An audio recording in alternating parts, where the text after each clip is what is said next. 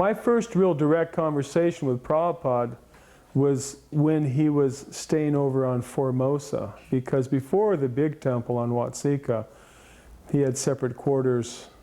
Subsequently, he had separate quarters where he'd stay. And I got to go over there, and in fact, I remember it was when Neil Armstrong was in the moonshot, and I was there that day at Prabhupada's house. I had the good fortune of having prasadam.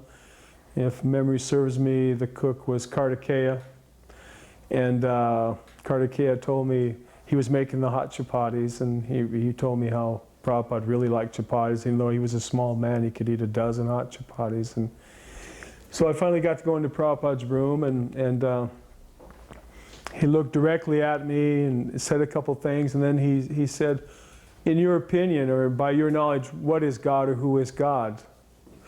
And having been brought up as a Catholic and, you know, greatness, I said, well, the greatest person. And he said, simply God, Krishna is the person who there's no one equal to him or no one greater than him. And if you went everywhere throughout the universes, that would be your experience. So I left there with that understanding. I said, well, today I found out who really is God. It's the person who no one is greater than or no one is equal to. That was my first conversation with the Prabhupada. My first opportunity to have a lot of association with Srila Prabhupada and in private or privately was when I was his driver. And in those days, Sankirtan parties stayed out very late, and everyone was very engaged, and there was really a lot of activity, especially when we acquired that new building, which had been the Methodist church. And I was a Sankirtan leader. But also because not everyone had driving skills or licenses, I also was elected to be Prabhupada's chauffeur in the morning. And like I said, in those days, Sankirtan parties would come back at midnight or 1 a.m. and even later on the weekends. And our Sankirtan leader, the leader, was Vishnu Jana Maharaj, Vishnu Jana. And I came back. We would come back very late, and everyone would get up late too. But somehow I was elected to get up early, like at 5 o'clock, to be ready to promptly, like at 10 minutes to 6, get Prabhupada. We had those little Mavericks, white Mavericks. And for several months, I took Prabhupada alone on his walks. And sometimes, because no one got up early, only Prabhupada was getting up early in those days. And Murlidhar, the artist, got up early because he didn't go out on the night Sankirtan. He painted. So I was the first person to see Prabhupada in the morning, and we'd go out. And then I really, what the devotees talk about, I got special attention or special consideration. And Prabhupada actually always, every day he would talk, he'd had something to talk about.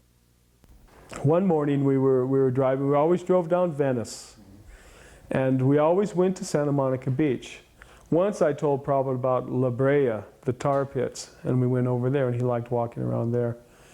But one morning, it's about 6 a.m., and not a lot of movement yet on the streets, and a biker who had a shaved head, looked like had a Harley chopper and everything, he was driving down Venice Boulevard. He looked over and he looked in the car, and I had a shaved head, and Prabhupada had a shaved head, and he had pretty much shaved head, and he looked like a gnarly biker, right?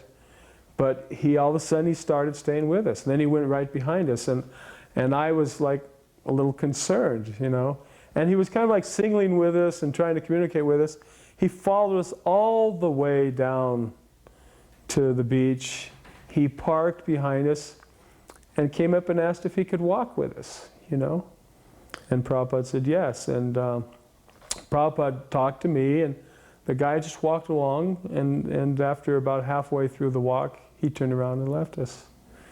And I was, many times I found that certain situations were provoking or intimidating, but Prabhupada was so in control, and it rubbed off a little bit. I was like, oh, what's this guy going to do? And then Prabhupada was, yes, you may walk with us, please come. And he would stop, and he would look, he would stop as he would when he was walking, and he'd have his cane, and he'd look at you directly in the eyes, and he looked at that guy in the eyes also. And he was explaining about when you were with Prabhupada on the oceans, then it was deep philosophy, it was intellectual, because the element, the gigantic ocean, it's like Vishnu, Mahavishnu, Kiradakshay Vishnu.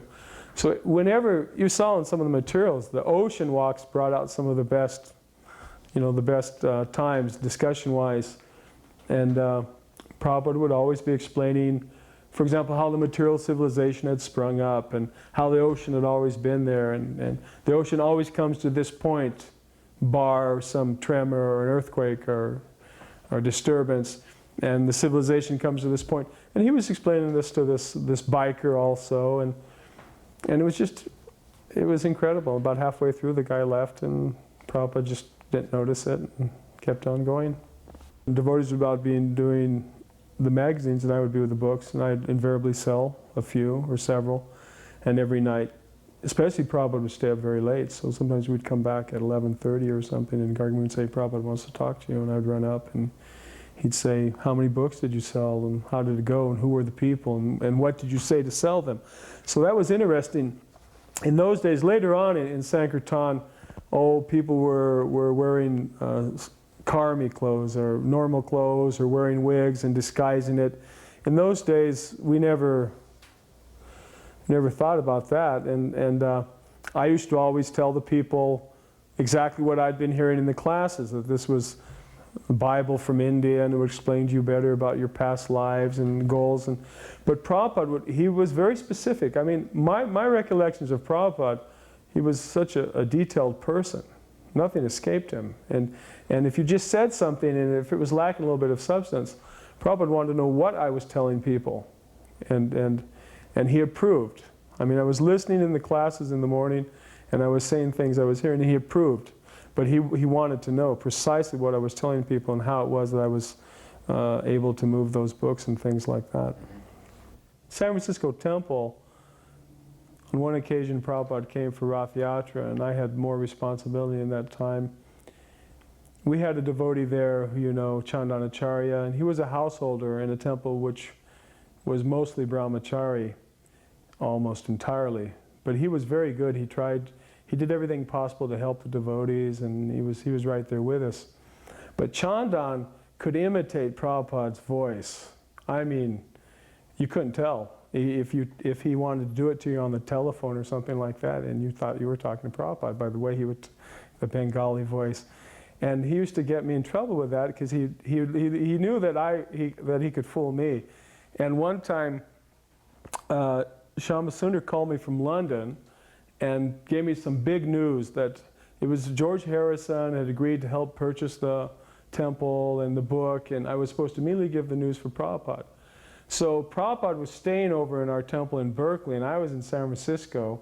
I knew Chandan was over there, and somebody answered the phone. I said, okay, I need to talk to Prabhupada. I have a message for him.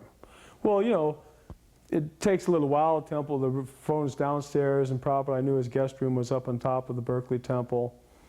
And immediately someone picked up the phone, and I knew Chandan was over there, and started saying, yes, what is it, what's the, and I said, Chandan, please. I said, I'm calling to talk to Prabhupada, just get off the phone. And took second time, then Prabhupada said, what are you talking about? I said, Chandan, come on, this is serious business. Then Prabhupada got mad and yelled at me on the phone. He said, this is Prabhupada, this is A.C. Bhaktivedanta, what do you want to say? I said, oh, excuse me, Prabhupada. And then I got the message out. I felt like, and he said, oh, very good, that's very good. I felt relieved, but I felt like such an idiot. When he came to Rath Yatra, I took pleasure in cooking. I wanted to make something very nice. And his servant told me that he liked okra. And I was clued in on the secrets of preparing okra so it doesn't become that viscosity that comes with it, and how to dry it and cut it properly.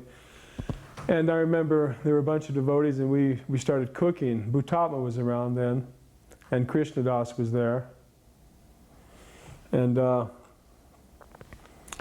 we made some very special preparations, and I remember I made this preparation with macadamia nut halva with cream, and I made some fancy rice and with gold leaf on it, the edible type. And all the devotees were saying, wow, we can't wait to get Maha from this. And it came down empty. And it's, boy, Prabhupada really liked that. He ate everything. He really liked the okra, and every bit of it was gone. I felt like that was it. That was the apex of my life. That I cooked and it was good, that nothing came back down to be distributed. Yeah. I never ceased to be amazed at how every single time Prabhupada would tune right in and come up and relate to you and whoever was with you. One thing I never quite understood is I was a brahmachari for so many years, but my real propensity obviously wasn't to be a brahmachari, and it was a little wishful thinking on my part to think I was kind of like that advanced and detached. But you know, in those days, if you expressed the idea that maybe you thought you should be married, then you had someone talking you out of it, and your service was going to go to hell, and what, you know. So we had a hard life trying to figure out what decisions we were supposed to take. And I would go up to see Prabhupada, and on more than one occasion he would say, "Ah, Keshavaji," he said, "where is your wife?" And I said, "Prabhupada, I don't have a wife," you know, and he would do that. It's like, even he could see I wasn't really a Pukka brahmachari, and he would say that. And I knew what he was saying. He was like showing me that, you know, better think about things a little bit, you know. Prabhupada had a flight to catch, and the devotees figured out, considering bad traffic and everything, that they could leave within a certain amount of time and get Prabhupada there properly. But Prabhupada insisted that they had to leave very early that day. Well, people were wondering if that is something wrong with Prabhupada, because it's only 20 minutes to the airport and the flight, and Prabhupada was literally pushing Brahmananda out the door like 2 hours before they even needed to be to the airport, and they were only 20 minutes away. And they said, okay, you're Prabhupada, you're the spiritual master. And sure enough, on the road, there had been some bad accident and some big traffic problem, and everyone on the highway was really stuck. And he only got to the flight in the nick of time, and if they had left even a few minutes after, when Prabhupada was pushing them out early, they would have missed the flight. What to speak of leaving at the normal time? That would have been it. And devotees realized at that time Prabhupada knew that they had to go early. Now, how did he know? So, did Prabhupada really love his disciples? What kind of love was it? How would you understand it?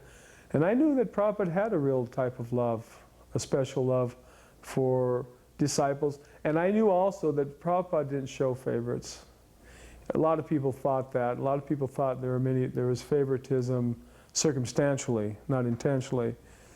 But I knew Prabhupada got so much satisfaction or relief out of the little child that brought the flower, out of the devotee that was humble and not on the front lines, you know.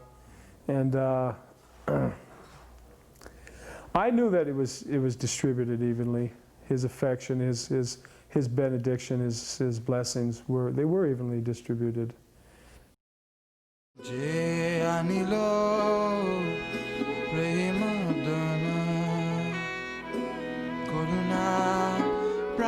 True.